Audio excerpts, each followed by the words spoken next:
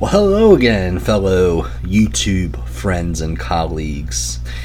Today's video, I'm going to talk to you about the Republic Speakers series and their meeting for the month of January. We had a phenomenal speaker, Becki Gray from the John Locke Foundation, spoke at the meeting of the Republic Speakers series. The first part of the meeting, we had announcements. It should be noted that BJ Barnes was at this meeting, and basically he had a statement to say to the audience there at the meeting. And he says basically, look, I'm not done yet, but I'm not running for sheriff again. So we'll see what happens with that. I haven't talked about BJ Barnes ever on my YouTube channel, so let me say this. And I don't know him a whole lot because I just moved to Greensboro back in July. But from what I've seen and from what I've heard from other people is that he is a good man. And he did a really good job as sheriff of Guilford County for 24 years. However, he lost a couple months ago in the November election. And some people will say that his loss is because Greensboro is changing. There's a lot more. The Democrats are really doing a good job reaching out to college kids and getting them to vote Democrat. However, there's another way to look at it. And the other point that was brought in various media publications is that BJ Barnes, over the last 2 years, and he was reelected in 2014, but remember, that was a very good year for Republicans across the board.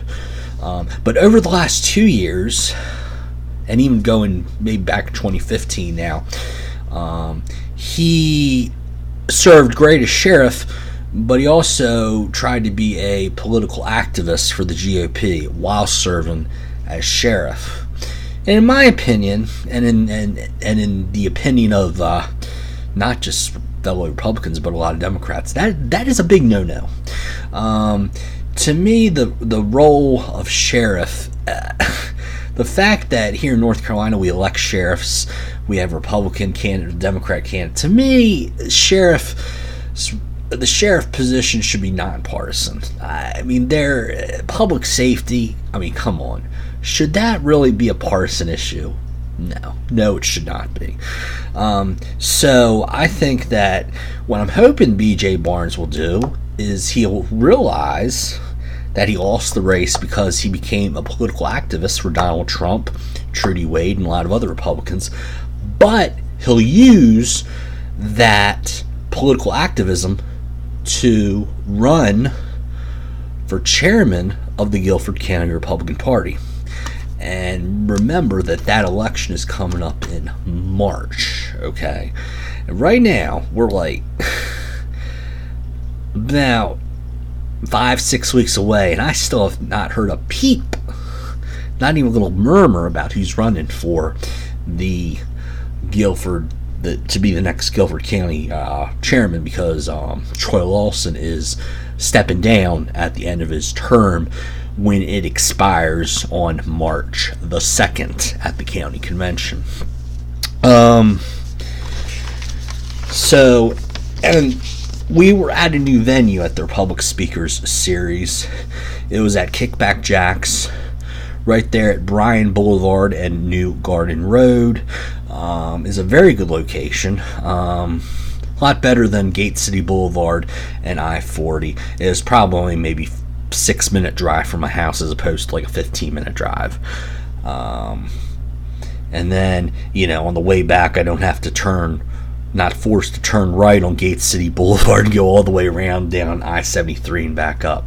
I can just, turn onto New Garden, hop on Bryan, and I'm home in like 5 minutes. The Bryan Boulevard Expressway. And I'll say it, the food at Kickback Jack's, I've been there, this location has been open since I believe like October. They showed them like 3 months ago or something. The food has been very good. I had fish and chips at this meeting, and then I went with some fellow young Republican friends and had some really good Asian wings, which is good because I used to live in Wilmington, and I went to Kickback Jack's in Wilmington a couple times, and the food was bleh. So maybe it's a different chef, maybe they've stepped up their game as a company, but Kickback Jack's, I definitely recommend it. Okay, so on to Becki Gray and the John Locke Foundation. The one thing that I did not realize the John Locke Foundation does is they're not just a political think tank. They also have their own political consultant arm, if you will. They actually work with conservative candidates because they want to build the bench for the future of the GOP, and they really educate them. The top two things they really educate the candidates on is education policy and how the state budget is put together. At the meeting, we got some. The neat thing is if the John Locke Foundation ever comes to your local group or county party, they give some free swag or free information. So we got these little handy dandy info cards here. This first one here, North Carolina Fast Facts, and I should point out that these are not Democrat facts. These are not Republican facts. These are actual facts, okay? These are basically your population, your tax rates, all that stuff. I'm not going to read this whole card to you because that would take 20 minutes. I am going to say, though, did you know that the state of North Carolina has 311,000 state employees? So in other words, the city of Greensboro is just about 300,000, maybe 290,000. So just think right about the size of Greensboro in population. That's how many state employees there are working in North Carolina. That's a pretty big number. This next card that we have is it's all about the different reforms that what's really been done in North Carolina under Republican leadership over the last 8 years now. Again, not going to read you everything on this because, again, that would take another 20 minutes. But two things I'm going to point out. Number one is according to the U.S. Census Bureau, okay, I mean, you cannot get more non-partisan than the information of the U.S. Census Bureau, okay? But according to the U.S. Census Bureau, North Carolina is among the top 5 states for wage growth. And oh my gosh, I hear a lot about, oh, North Carolina's in the South, there's no jobs in the South, and if there are jobs, they pay $8, $9, $10 an hour, no more than $10 an hour. Oh, woe is me. I need to move to New York or Los Angeles, or I'll just live on a van down by the river. No, no. Remember, U.S. Census Bureau, North Carolina, top 5 for wage growth. And then the other fact I want to read you to, North Carolina is one of only 12 states with a unanimous AAA bond rating. It's a unanimous AAA bond rating. So think about that for a second. There are 50 states, okay? We divide them up, let's see, 12 goes into 48 4 times. So we're in the top 25th percentile as far as states that have their credit rating in good order. Okay. All right. So Becki Gray, her and her group, the John Locke Foundation, as well as legislatures of North Carolina, have actually been invited to go to other states to discuss how to implement the tax reform, regulatory reform, budgetary reform, all these different reforms that have taken place over the last 8 years in Raleigh.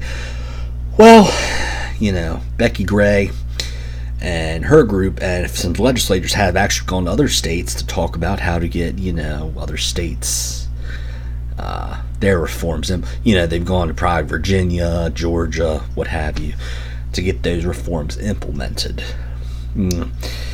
Another thing I left out is that Becki Gray really wanted to hammer home that when the Republicans took over the legislature in 2011, North Carolina, according to the Tax Foundation, was 44th in tax climate. We are now 11th in tax climate, which is the biggest jump in the history of the Tax Foundation's that organization. And personally, hopefully, maybe within the next 5 years or so, we'll be in the top 10.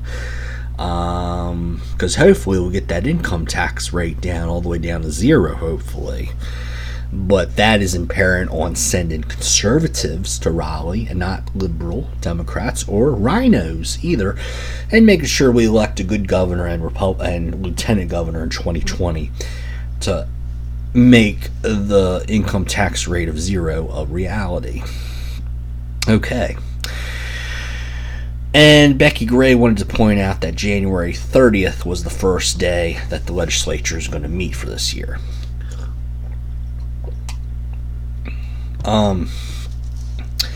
And now what she did was she gave us the political landscape for the 2019 legislative session. Okay. What happened in the 2018 election was very, very consequential. The Republicans now, they still have control of the state house and the state senate, but it is no longer a super majority Republican control. So what that means is that the Republican House can pass a bill, and then they'll send it to the Senate. The Senate can pass a bill. They'll send it to Governor Roy Cooper's desk, but then he will, if he vetoes it, then they can't override the veto anymore. They need a few votes from the Democrats to override those vetoes. Okay, so what are the 3 concerns that Becki Gray had as we look on this 2019 to 2020 legislative session? And there are 3 that she touched on. One is Medicaid expansion. Another one is rainy day fund. And number 3 is the redistricting. The first one we'll touch on is Medicaid expansion.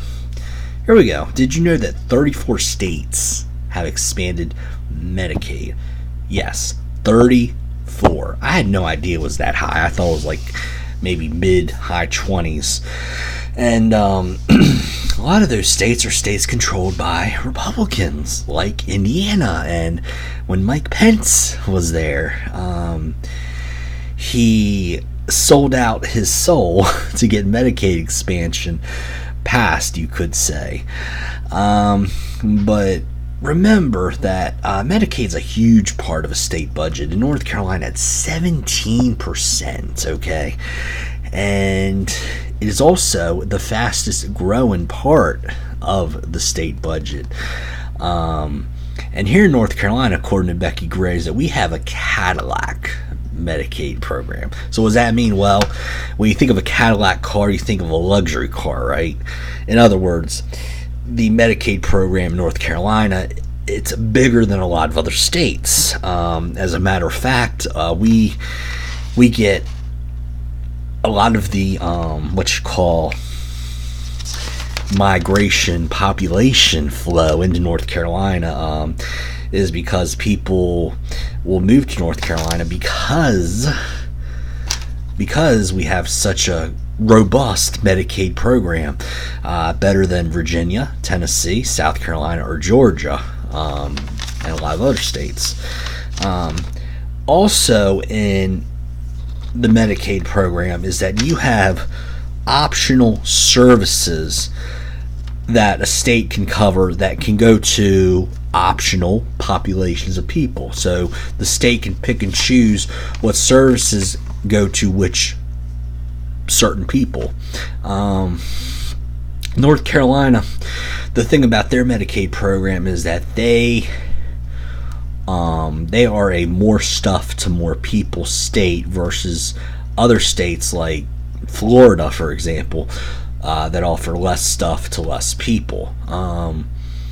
And another mind-boggling fact is that, did you know in North Carolina 20% of newborns, 20%, are covered by Medicaid, or Medicaid, excuse me, what did I say? Okay, yeah, 1/5 of all babies born in North Carolina covered by Medicaid. Okay, and always remember that Medicaid is funded first in the budget, always, always, always. Even before teacher pay, even before roads, even before pay for firefighters and paramedics and police officers. So as you can see, and Becki Gray did a really good job of showing us that Medicaid is a huge problem. And she outlined perfectly that Medicaid, expanding it, is not the answer. However, Roy Cooper's #1 priority as governor, and he ran on this, by the way, in 2016, is to expand Medicaid. And this is not just Roy Cooper's vision, this is also the vision of the House Democrat and the Senate Democratic caucuses as well. And there was even a pilot program, a bill filed by some Republican legislatures, believe it or not, called Carolina Cares. And basically that is just another word for Medicaid. The goal of Roy Cooper's Medicaid expansion is to add 500,000 people to Medicaid rolls. Now, what the 34 states that have already expanded Medicaid will tell you is that the feds pay for 90% of the Medicaid program. Okay. However, at the end of 2020, in 2021 I should say, this is going to run out, and then the states are pretty much, it's going to start going down. Feds 85, 80, 75, it's going to keep going down every year until eventually the states are going to be on the hook for 100% of Medicaid expansion. And guess what? So the feds pay for 9% right now, but then the rest, of course, we talk about feds paying. Well, the Fed doesn't have any money, so guess who pays? Me, you watching the video, and all the other people that work and pay taxes. That's who's paying for this. Another issue with Medicaid expansion is that these 500,000 people that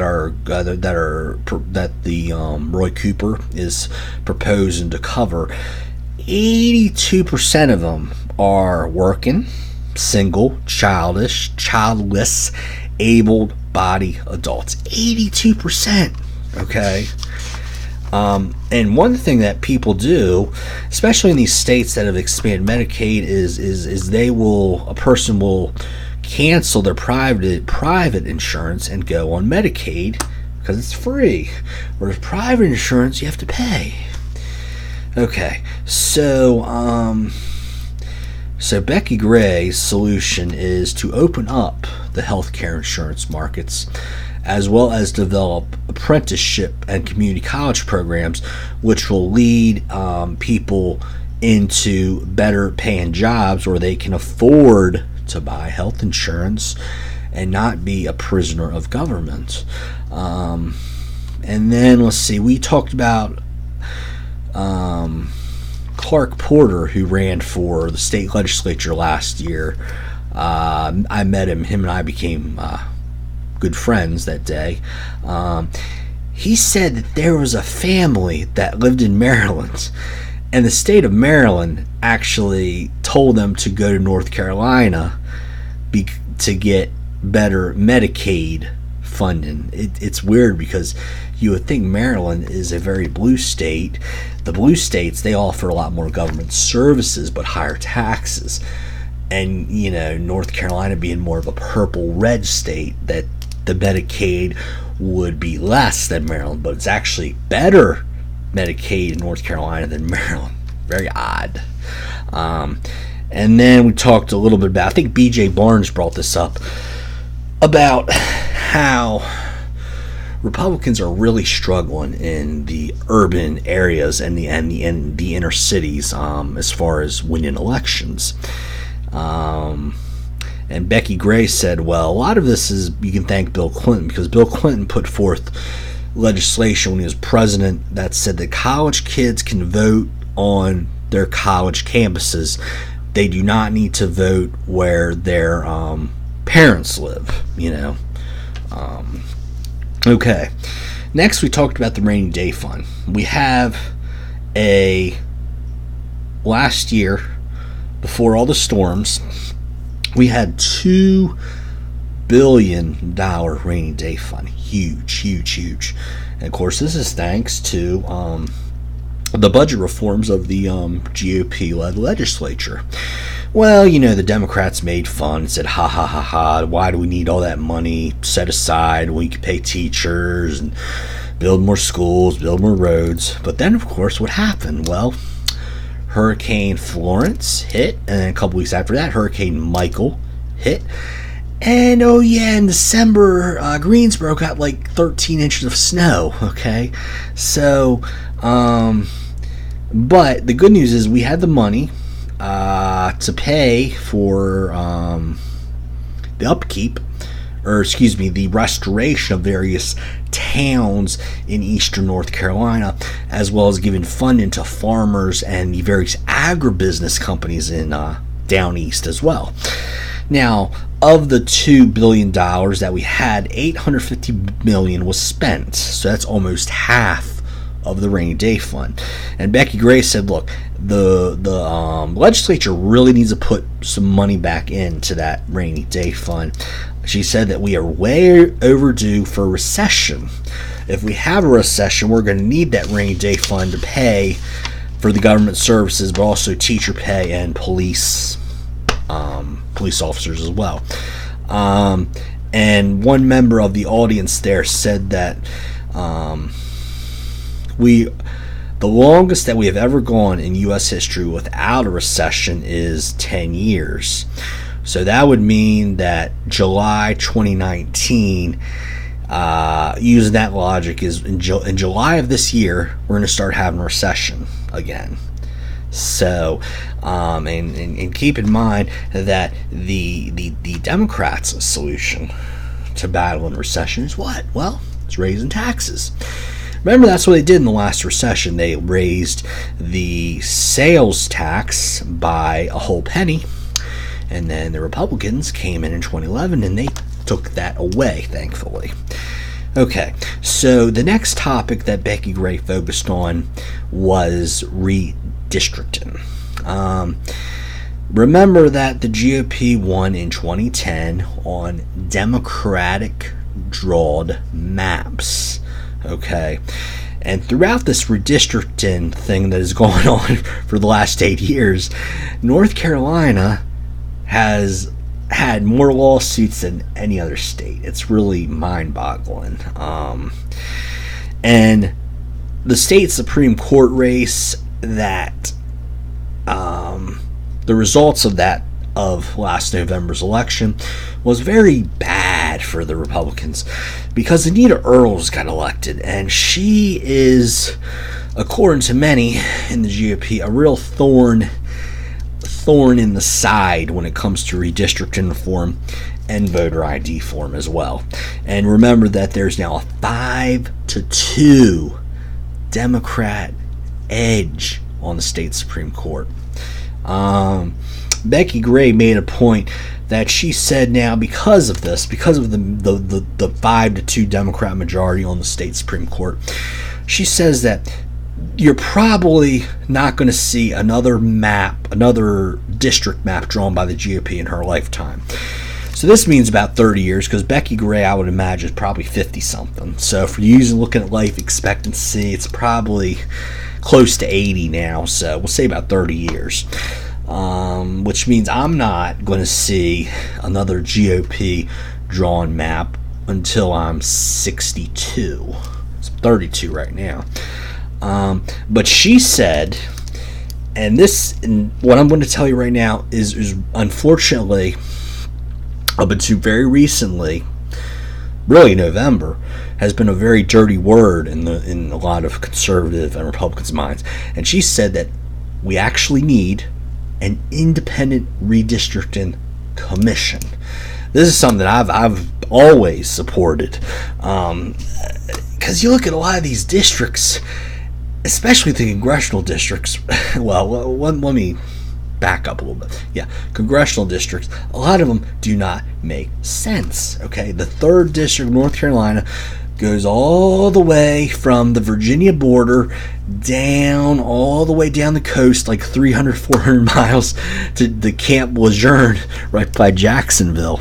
The 7th district of North Carolina goes all the way from basically Raleigh, Garner, Johnston County area, all the way down I-40 until you get all the way down to the southern tip of New Hanover County, right next to Curry Beach and Fort Fisher. It's crazy. Oh my gosh. And then I look at my county, my city council, my county commission, and my school board districts, and they make this C shape from like the southern tip of Guilford and High Point all the way up Route 68, all the way up to like the PTI airport into my neighborhood. It's crazy. That's why we need redistricting reform. But she said rules need to be put in place for an independent redistricting commission. And she says the GOP needs to be given a fair shot at winning elections. And she says with that shot, as well as the right messaging, the Republicans should be good politically and electorally in North Carolina. She said the GOP can still win on Democratic drawn maps in 2020 when the new maps are drawn. But this whole redistricting thing over the last decade has been chaos, because you look at a guy like Mark Harris in District 9. Okay, his district was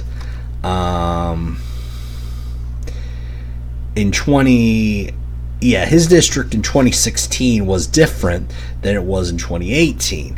What they did was they stretched the district more east and south. So that includes more of the Fayetteville, Elizabethtown, more of Bladen County, more of like Cumberland and Robeson County, a lot more east and north. And there's been so many allegations of voter fraud in that race. So just think about it. Mark Harris, the last about 2 years now, him and his family has endured so much litigation. And Becki Gray brought this whole thing out too. I'm just kind of paraphrasing what she said. His family's endured so much heartache, pain from all this litigation, just not knowing when is Mark Harris going to have a seat in Congress. It's crazy. This thing, based on what happened yesterday, it was a Democratic judge, and he said no to certifying that Mark Harris was the winner in District 9. The election results show that Mark Harris won by like 900 votes, which is close, but it's nowhere near as close as 2012 District 7, where Mike McIntyre won by like only 340 votes over David Rouser. So you can imagine that now the Board of Elections is going to be formed and meet, and that's going to happen after the 31st of this month in January. They're going to meet, and they're going to come to an agreement. It's going to be one of two things. It's going to be either certify the election results and Mark Harris is then sworn in as the congressman for District 9, or a new election is going to be ordered. If a new election is going to be ordered, this thing is not going to be settled until probably the summertime. And then you're talking about, if that happens, let's say Mark Harris wins, okay? Let's say he wins, the election is in June, okay? He wins in June 2019. Guess what? December of 2019 begins the filing period for running in the 2020 primary election for Congress. Okay, so you're talking about a period where Mark Harris, he can cool off and take a little break for only like 6 months, right? And then he has to worry about running again, and then he'll have the primary in March of 2020, and then he'll be on the ballot again 2020, and then it could potentially be a whole different district. So you can clearly see why we need an independent redistricting reform. And this is not just this is a bipartisan issue. This is an issue that everybody, Republicans and Democrats, should agree on, because it's not just, you look at Maryland and the Democrats are drawing the Republicans out of the map, where in North Carolina the Republicans are drawing the Democrats out of the map. It goes back and forth like a pendulum, as you can see. But there were Lee Haywood, the District 6 chair, as well as Clark Porter, also said that based on what they've heard from their sources on the Republican side of this argument, is that there are basically not enough questionable ballots to change the outcome of the race. And according to them, I think they said they may found 2 or 3 ballots that were in question. And remember, the margin of victory here was over 900 votes. So, yeah. And there was also, they found no complaints of voter fraud in Bladen County. Regardless, even though you have heard from WRAL, the Raleigh News and Disturber, the Greensboro News Wrecker, that there are allegations of voter fraud, but according to sources inside the NCGOP, there's not. Okay, so that is all about Becki Gray and her talk. Very good. She is a very good speaker. If she comes to your local area, please go and see her, listen to what she has to say. She does a wonderful job of what I like about her best is she does not dumb down anything. Okay, she does not talk down to her audience. She gives you so much good information in such a short period of time. It's great. It's wonderful. Whereas I was at the North Carolina Transportation Summit a couple weeks ago, and there was a guy there, professor at NC State, Michael Walden. It was an hour-long talk all about, state transportation issues, going from eastern North Carolina all the way to Asheville area. And 30 minutes of his talk, he was talking down to the audience. It was like third grade. Well, we started off as humans, and then we went to stagecoaches, and then we went to Model Ts. I'm like, come on, man, this is like third grade poppycock.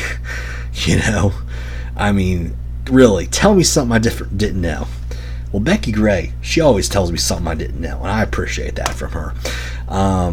So the next meeting of the Republic Speaker Series is going to be on February 18th, okay, and that's going to be Representative John Hardister, who is a Republican member of the North Carolina House. I believe he's the number 3 guy, so he's pretty high up there on the leadership poll. These Republic Speaker Series meetings, they usually almost always meet the 3rd Monday of the month. If they ever don't, I will certainly let y'all know, but most times 3rd Monday of the month. Kickback Jacks right there at Bryan Boulevard and New Garden Road in Northwest Greensboro. Remember, there are multiple locations at Kickback Jacks. Make sure, I believe the address is Highwoods Boulevard. It's that location. 3rd month, February 18th. Usually they open the room up 11:45, and they start the meeting about just a little after 12:05, no later than 12:10, and they go till about 1 o'clock or so. And it's great. The food's great. The drinks, if you buy a soda, it's like $2. The fish and chips was like $10. So with tax and tips, about $15. And the neat thing about this location, as opposed to the last location, is you can pay cash or credit debit card. The last location was just cash. So okay, that is all for the Conservative Pelican. I'm Bobby Crawford. Thanks for watching.